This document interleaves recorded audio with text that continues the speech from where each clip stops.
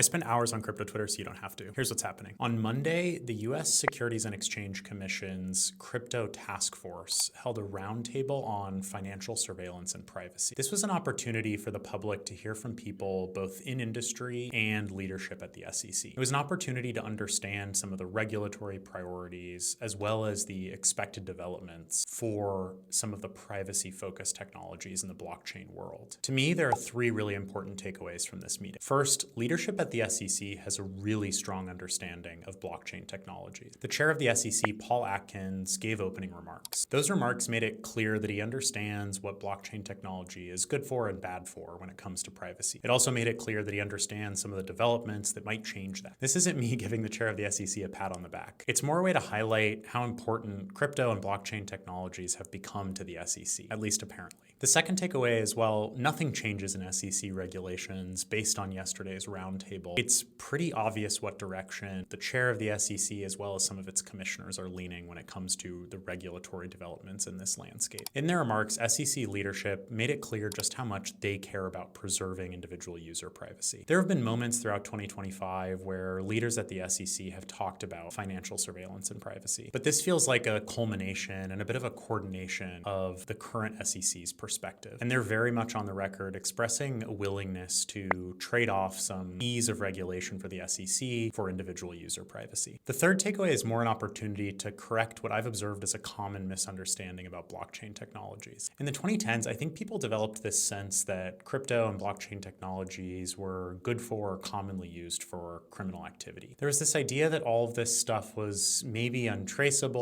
or sort of anonymous. I want to read this quote from the chair of the SEC in his opening remarks. "Public blockchains are more transparent than any legacy financial system ever built." I think people who understand this technology already know this, but among the broader public, I think this is still a misconception. I plan on diving deeper into this later, but for now, I'll just leave you with this. Pseudonymous and anonymous are not the same thing. When it comes to blockchain technologies and crypto, people have conflated the two. But in reality, one of the most impressive things about blockchain networks like the Solana network is that they form highly verifiable, highly trustable public ledgers. This is a really important topic to the SEC. It's an important topic to the industry, and I think it should be an important topic to all of us who are actually using blockchain technologies already. I'm really excited to watch how this develops throughout 2026.